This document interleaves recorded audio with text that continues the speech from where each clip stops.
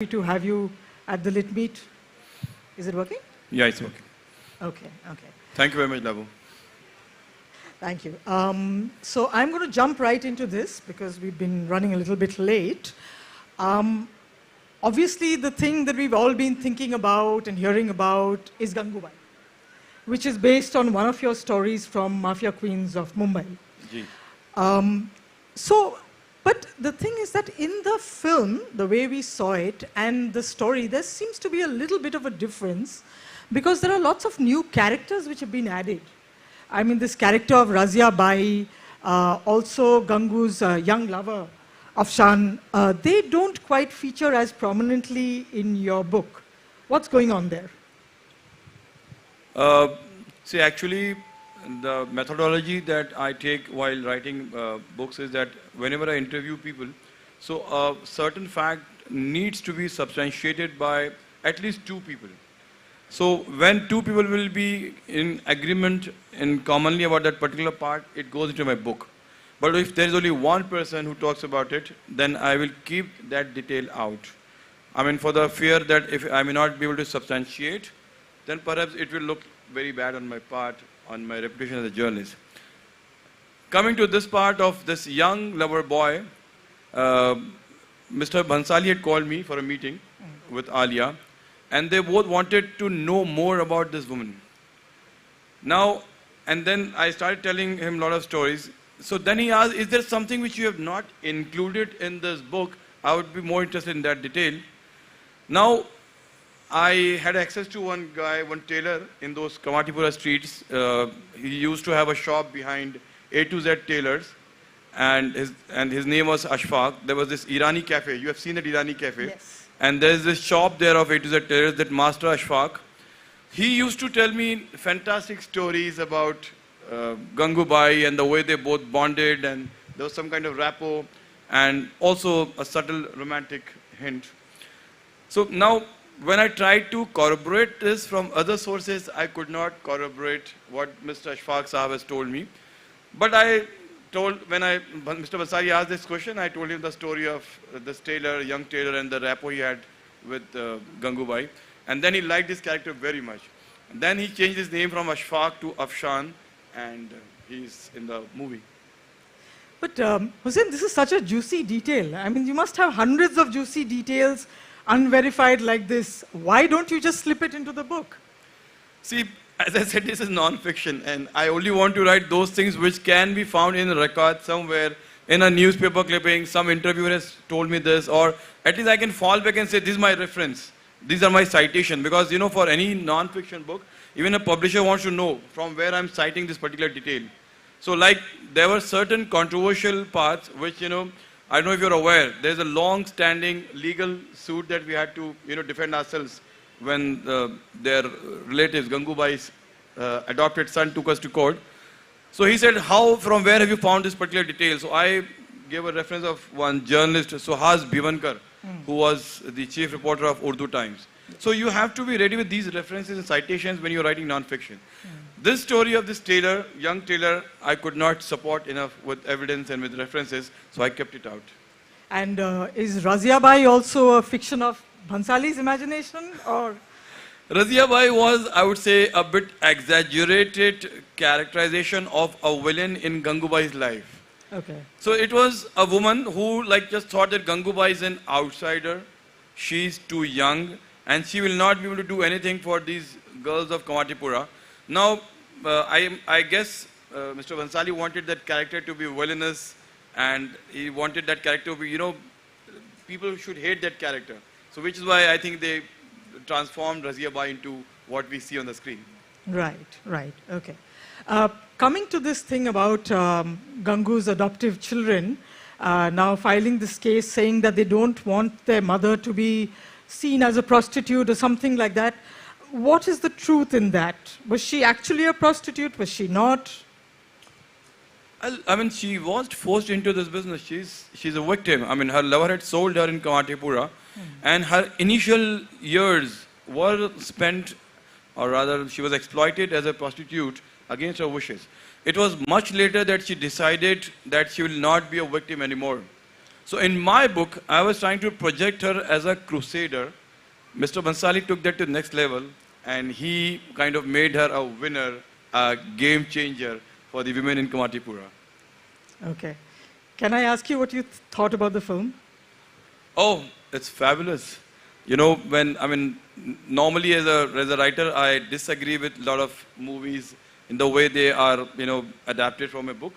I have a lot of issues whenever I see them on the screen, and I've often argued with my director saying that, boss, this is not the way, you should not be doing this. Mm-hmm. And then my directors have told me, Hussain Saab, you have written the book, that's enough, we are making a 50 crore movie, we know this business well, so you please stay out of this.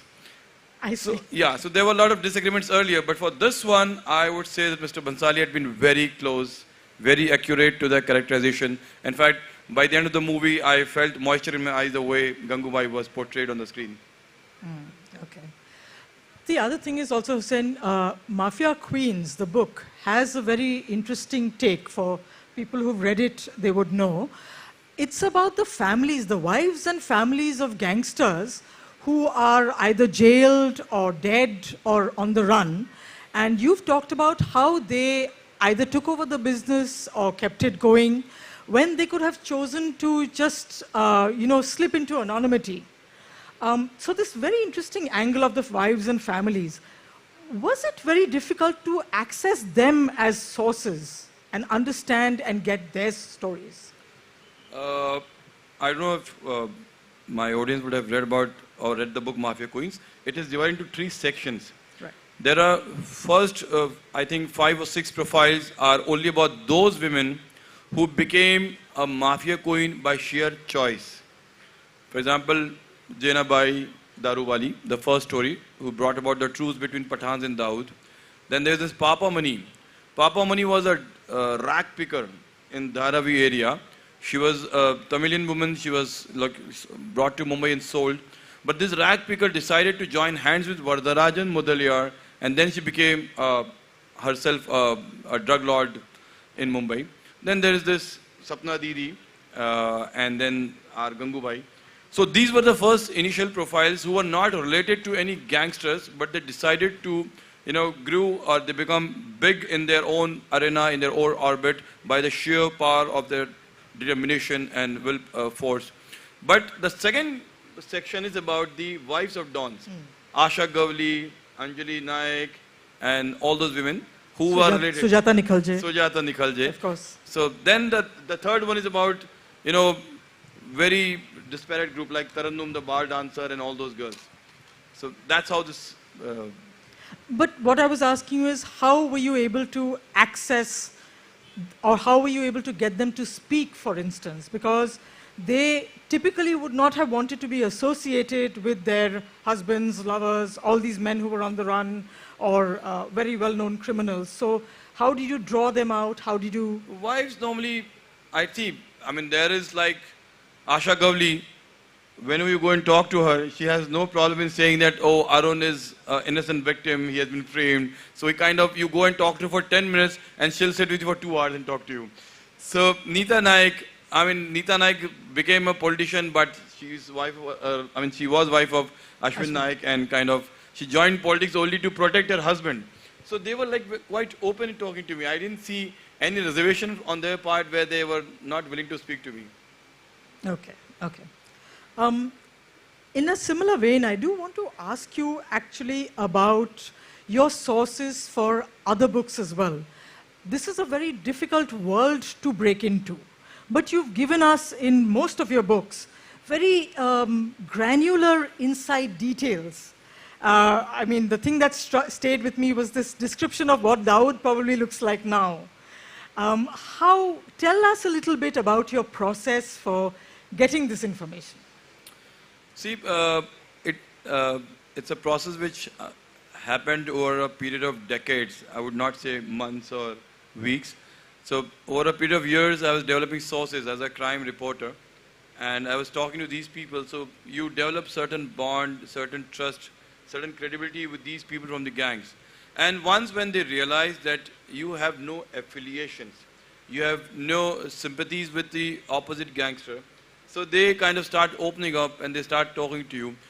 they realized that my job is, my loyalties are only with this newspaper of mine when I was a reporter, or with this book which I'm doing. I will not go and convey this bit of information to the rivals, and I'm not going to make a fast work out of this piece of information.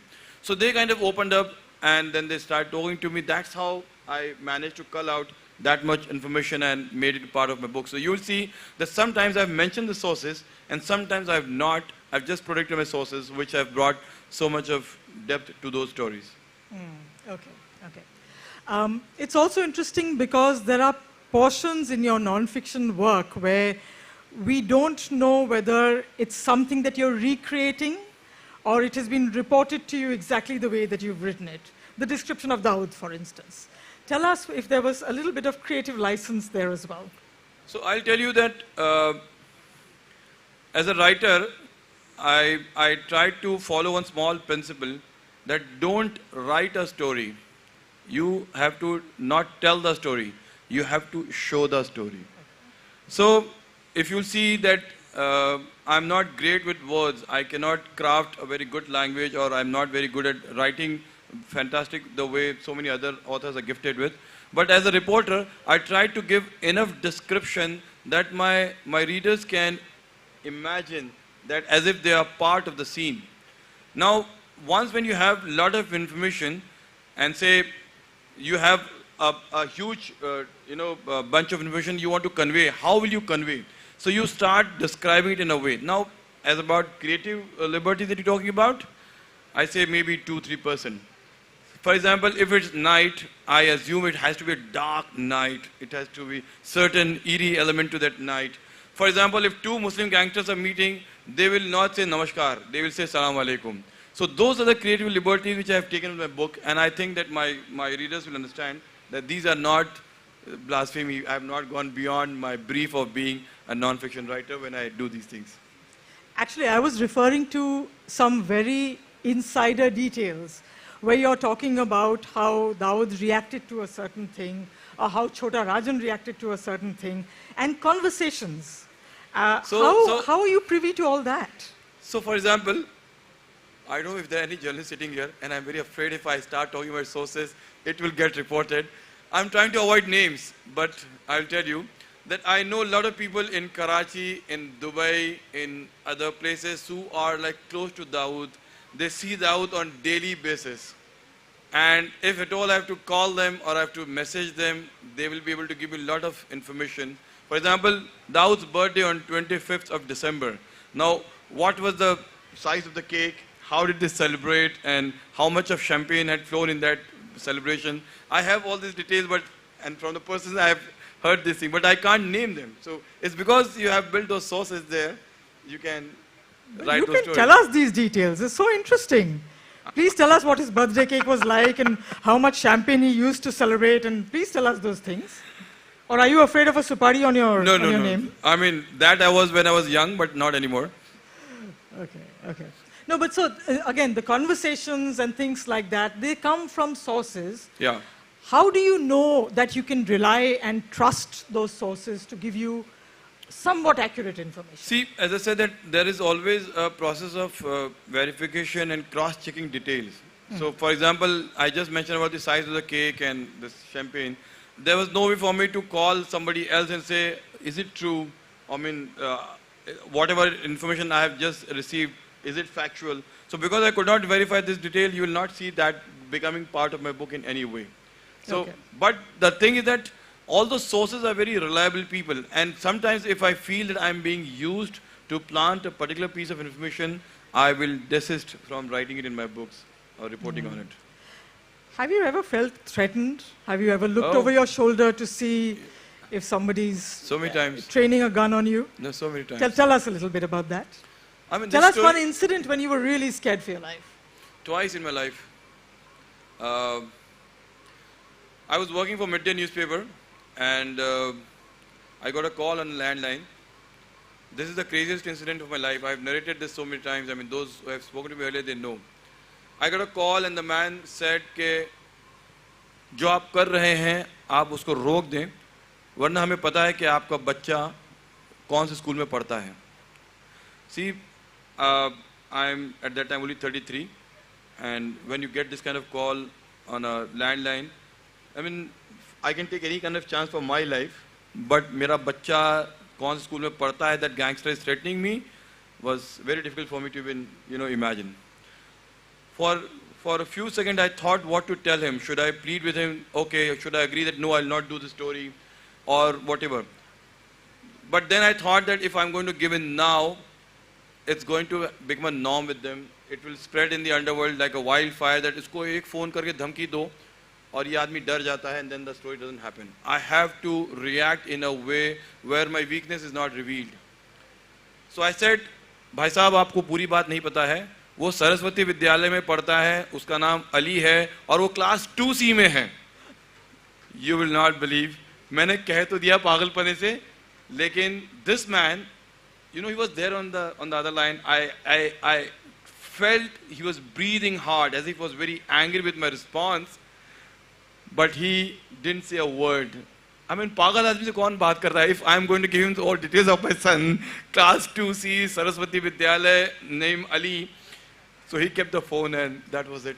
So He must have thought he spares you, but your wife will kill you after that.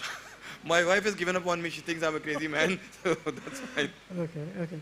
So, but I want to just take a step back, Hussain, and I want to ask you, as a serious investigative journalist, where you're chasing up these stories, you're chasing the underworld, you have a very close connect with a lot of people. How did you decide to transition from that to writing about it in long form, writing books about this? See, in journalism, you are limited by the word count. For example, a front page story can't be written for more than 400 words. A feature cannot be beyond 1200 words. So a lot of information has to be held back when you're doing story. You have to be very crisp and direct while reporting for a newspaper. In a book, you have like an open field. You have the liberty to write with as much graphic detail as possible. So now, what happens is that you have to work a bit harder. You have to get the backstory, you have to get more details, you have to have more flesh in the character, and you can even go in the history, which is a luxury which you can't have when you're writing a newspaper report. Correct. So, which is what I did. I mean, I first tried to become a feature writer. I started writing long form stories for the center spread, like in Indian Express and other papers. And when I realized that now I'm confident, then I started doing this book. I remember my mentor Vikram Chandra telling me something very important, which I think can be useful to my audience who are aspiring to be authors. I said that, Vikram, I'm finding difficult to write this Black Friday book because that was my first book. And I've been only a reporter for 2 years until then. He gave me one very small principle. He said, Hussain, if you are writing a feature article, what is the length of that article? I said, maybe 1500 words. Maybe 2,000 words. He said, Hussain, just assume you are writing 25 such articles and you're connecting them together to become a book. And don't think in a macro form now. Oh, such a huge book. What will I do? How will I do it? Start thinking of 500 words a day. And if you're going to get this 500 words a day out, you will be able to have a book ready in 3 months. It's a fantastic principle. I'm saying all those guys who want to really write a book has to just think in this form and they can have a book ready, not maybe 3 months, maybe 4 months, maybe 5 months, maybe 6 months. But they will get a book out of the system if they start following this principle, which I followed in my first book and I still follow my other books, and lo and behold. Vikram accompanied you to a lot of your meetings with the gangsters, right? Yes. How did that work out? I mean, how did you guys end up collaborating? I mean, he's very well known for Sacred Games and the other books that he's written. How did this collaboration work out? So, Vikram had come to Mumbai in 1997, and he was researching on his book Sacred Games in those days. So he's a nerdy guy. He's teaching creative writing, and he's a programmer. He's a software guy. For him, Mumbai underworld is totally alien, like Hebrew and Greek. But his first attempt at doing something about underworld in his Love and Longing, Ganesh Gaitonde and Sartaj Singh, kind of, earned him a lot of praise. He wanted to bring back that character and have a longer story with more twists and more layers. So he was looking for a journalist who can help him out. Somebody suggested my name to him. We both met at Express. And I was barely for 2 years into crime reporting at that time. But we kind of both became good friends. And then he started, moving around with me to Paidoni area, Dagdi Chaul, Dongri, and all those places. Within 6 months, he kind of was, became an authority on the underworld. BBC started interviewing him. Other channels kind of started talking to him. He started giving long interviews on underworld, kind of an authority. So, and then he told me, Hussain, in 6 months, I know so much. I can talk about various gangs and a lot of things. Why don't you write a book? And that's how Black Friday kind of happened. I see. Okay. I want to ask you a little bit about your personal encounters with these dons. You've met quite a few of them. You've also written about your phone call with Daud. Tell the audience, please, how that came about. First of all these underworld dons are cowards. Spineless, shallow people. They manage to spread fear only because a common man is afraid of them. Otherwise, my whole point is you have to give one story, and I am willing to offer a reward of 10,000 to anyone who can cite one story of a Mumbai gangster showing enough bravery that he went out into action and showed some kind of strength of character. There's a word which I like very much, kuspa, who could display enough kuspa in times of crisis. Not one. Like from Daud Ibrahim to all these gangsters, whether it is Chhota Shakil, Abu Salim, Arun Gavli. Arun Gavli used to protect himself by making a shield of women. He used to hide behind his women when Vijay Sarskar used to, hunt for him in the Dagdi Chaul area for an encounter. This man used to go and hide into those small cavities below that gas cylinder so that he can save himself. Or then later on start using his women to hide behind them. Even others, for example, Chhota Shakil was almost killed in one spot if someone wouldn't have intervened to save him. My same question about Daud Ibrahim. So you will not find those kind of stories where these gangsters would have come across as a heroic way, the way we see on the screen. That a hero, what brave man, he's taking on 10 people and a gangster. So first of all, I find that these guys are cowardly and these are very shallow people. Secondly, if they know that you know them well and you're not taking them seriously, they are going to, retreat. They will not pressure. For example, I don't know how many people have seen that interview of mine which I have taken with Sajid Khan of Sajid Wajid fame. This man was threatened twice by the underworld, Ijaz Lakdawala and others. But how he kind of outsmarted them. He said, my business is very bad. Can you, lend me some money? I need some loan from you. And Ijaz Lakdawala kind of ran up. So my point is that if you talk to them smartly and you know them very well, they will not be able to harass you. My interaction with these gangsters, I realized that they are hungry for fame. They want to use these reporters for publicity. Abu Salim, I've written this in my foreword, that he thought that he is more handsome than Salman Khan. वो तो मेरा नसीब खराब था, वरना मैं सलमान से बड़ा स्टार होता. That's what he told me. Now imagine, where is Salman Khan and where is this guy Abu Salim? But when I said I'm writing a book on you and I have come for some clarification, he said, Hussain bhai, book mat likho, mere pe script likho, movie banao. Film producers will come to you, बोरियां भर के पैसे लेके आएंगे. I said, I can't write script, I can write a book, which I'm doing. So when I wrote the book, he sued me. कि अरे मेरे book मना किया था, I have not given him permission to write the book. So that was Abu Salim. Even Chhota Shakil. Whenever I speak to Chhota Shakil, he says, कल मुझे कैसे quote करोगे newspaper में वो बताओ. I said, I don't know how the story would be like, and whether I'm going to quote you or not. नहीं पहले you tell me how you're going to quote me. So that's, that shows that how they are so hungry for publicity. I'll come to your favorite gangster, Daud Ibrahim. Please, let's start there. So Daud, I had about an hour-and-a-half long interview with him, and over phone. Over the phone, yeah. Yes. I have never tried to meet Daud, personally, because I'm too afraid of Intelligence Bureau, Mumbai Police, and all those agencies. They will not spare me. I will not be able to have a peaceful life after that. So it's better not to meet Daud Ibrahim. I was invited twice. I said I'll not come to Pakistan. So then I was made an offer to come to Mecca for pilgrimage. I said, I'll go alone. I don't want to do it with Dawood Ibrahim. I'm very happy to meet alone. So I was made those offers to meet him, but I decided I refused, I will not meet him. So in this interview which I had over the phone, Dawood kind of was saying, देखिए ज़ैदी साहब आप सब लिखिए लेकिन drug के बारे में मत लिखिएगा. I said, why? Because he said, I am not involved in drugs.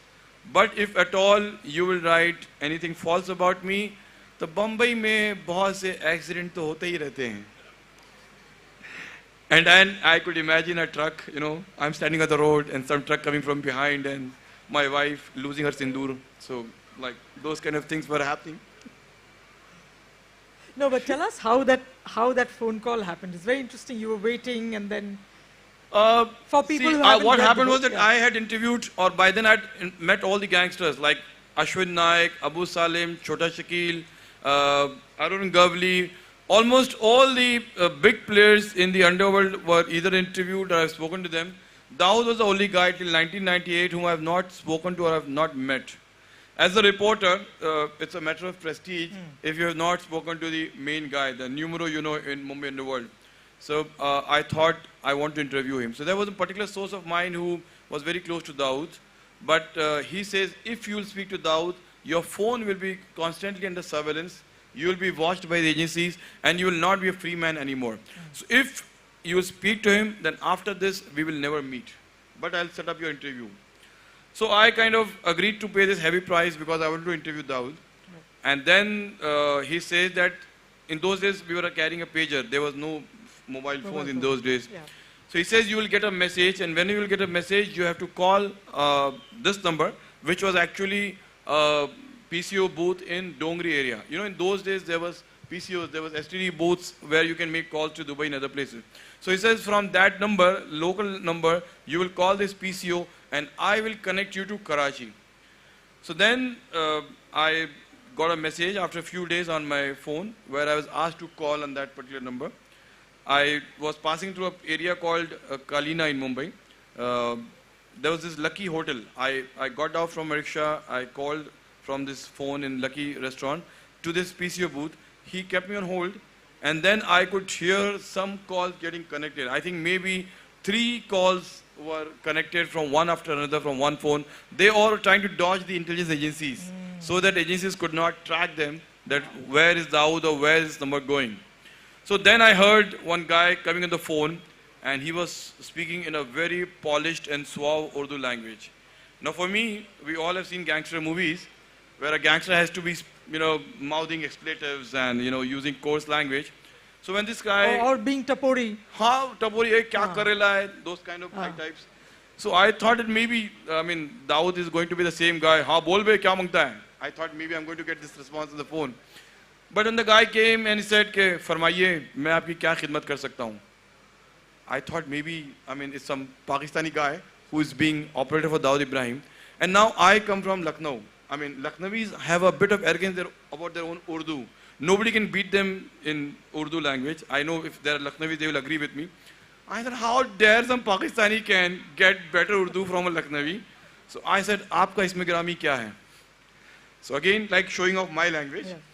And this man says, "आप मुझसे गुफ्तगू करना चाहते थे, मैं दाऊद इब्राहिम बोल रहा हूँ."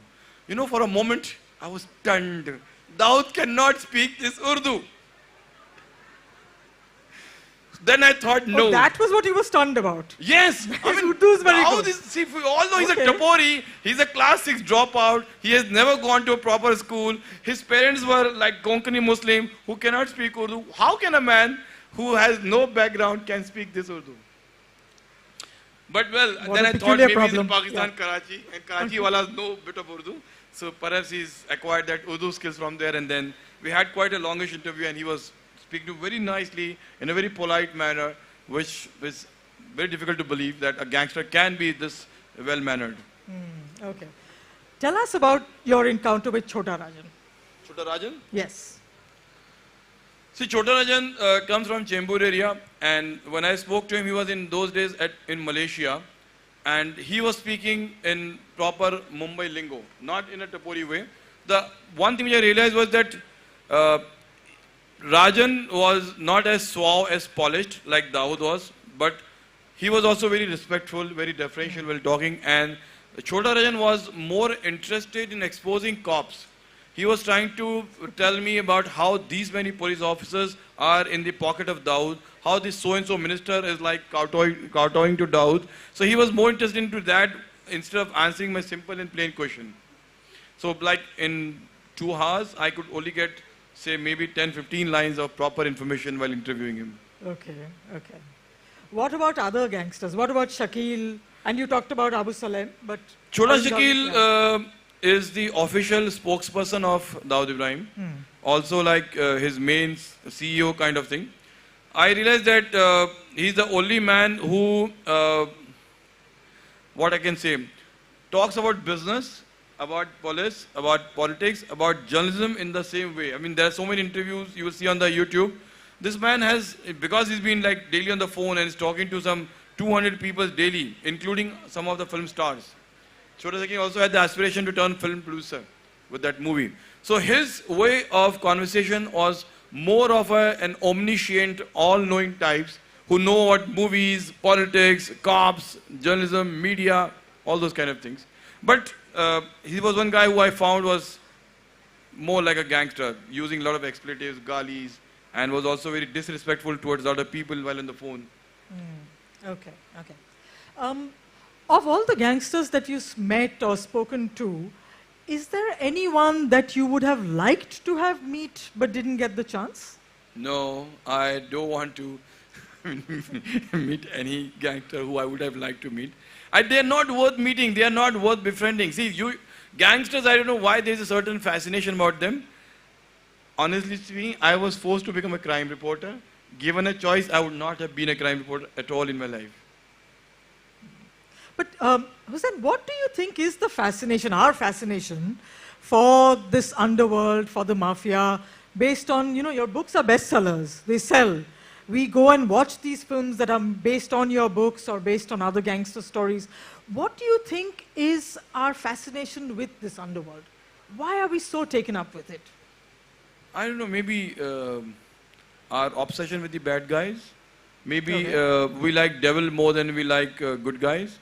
So, and because in Mumbai, everything has been glamorized. I mean, if you look at Mumbai, I will give you one small example. Haji Mastan is one gangster who is now considered to be a contemporary Hatim Tai. I don't know how many people know about Hatim Tai, but he's a legendary guy who's known for his generosity. So people talk about Haji Mastan as if he's that Hatim Tai. In real life, Haji Mastan was a very stingy guy. He never gave any charity. He never helped any Muslim organization. In fact, even for the Hajj that he went, it was on the aid given by the Hajj committee. But what happened was that they thought Haji Mastan is worth glorifying. They made movies on him, like Diwar or Once Upon a Time in Mumbai.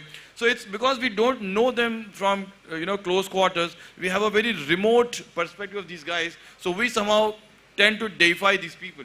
And we think, oh, they are some kind of icons or some kind of demigods. Otherwise, these guys are very bad guys, very repulsive, I mean, abominable, I guess. Right, right. Hussain, we're sitting in Kolkata, so I feel somewhat compelled to ask you this. We've got very porous borders with Bangladesh, Nepal, even Bhutan. We've been a sort of a conduit, Bengal has been a sort of a conduit for arms, drug money, all of that. But there's never been a proper gangster mafia base here. Why is that, do you think? See, I'm sure that there must be some mafias of their own in Kolkata who are into their own racket of their flesh trade or those kind of things. But as far as Mumbai is concerned, 24 Parganas or the Bangladesh border is something which they can use for their own escape routes from Mumbai police, from the agencies. So, for example, Ashwin Naik has used this. When he returned from US, Ashwin Naik was based in the US for 3 years. And when he wanted to return to India, he didn't use any other border.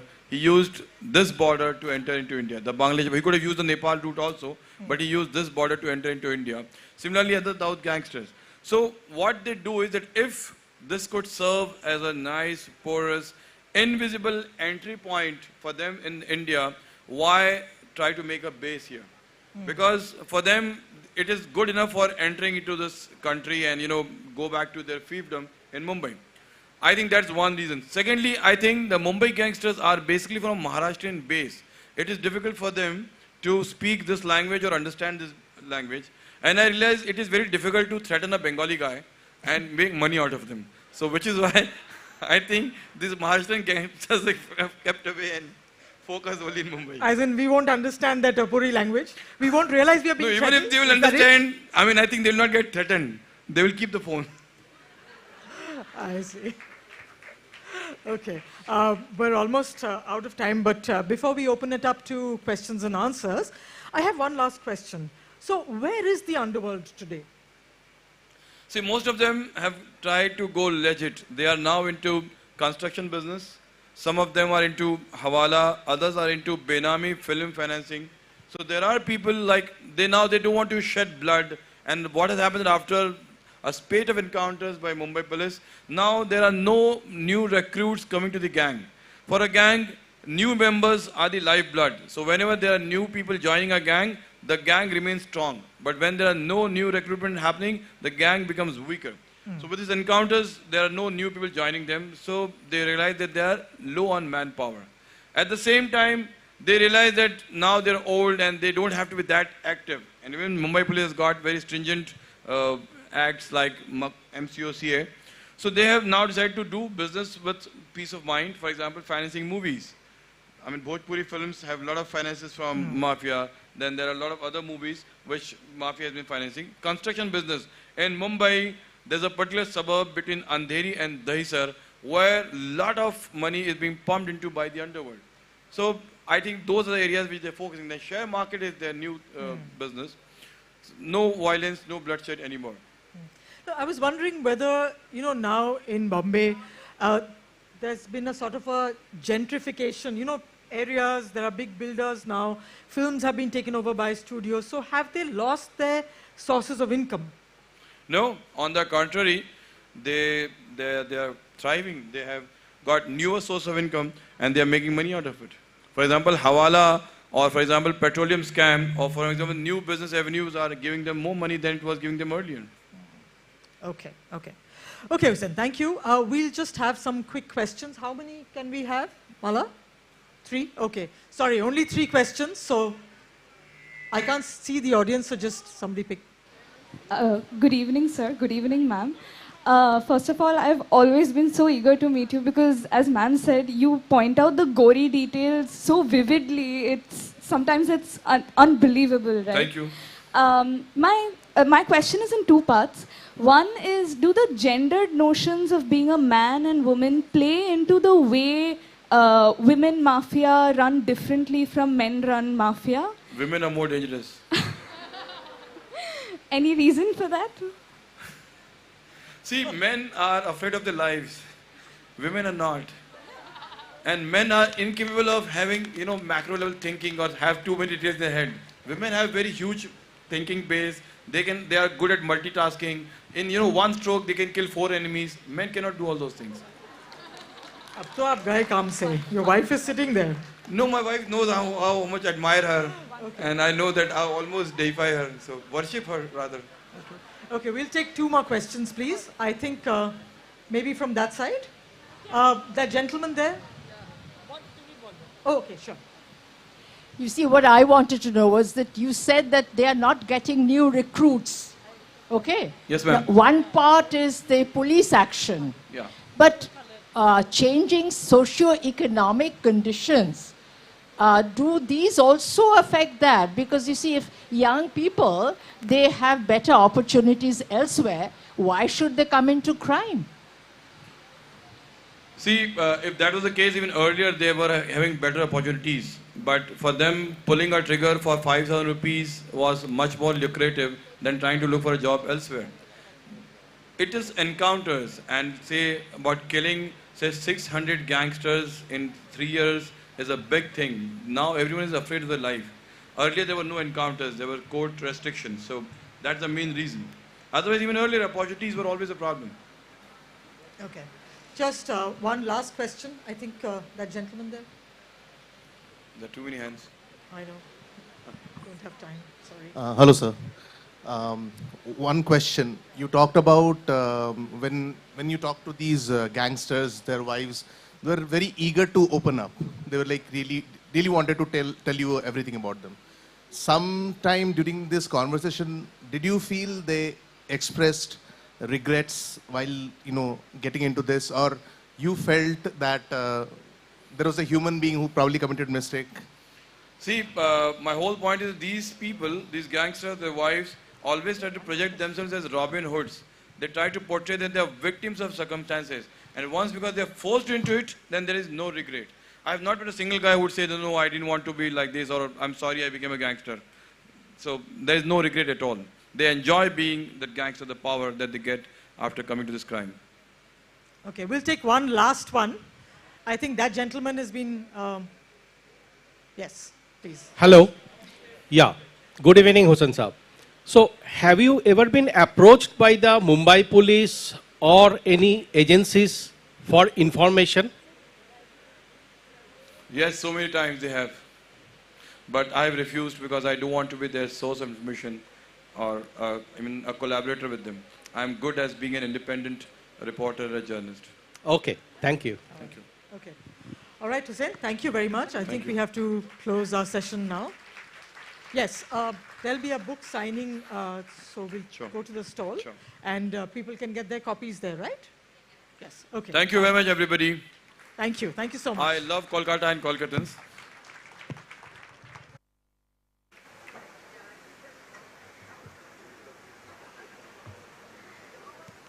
Thank you so much, sir. As Labonita mentioned, his books are available at the bookstore outside, and he'll be heading there right now for a signing. So if you want your copies, you can head out there. Thank you so much. Thank you.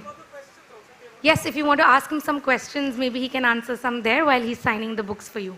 Thank you, sir. Thank you.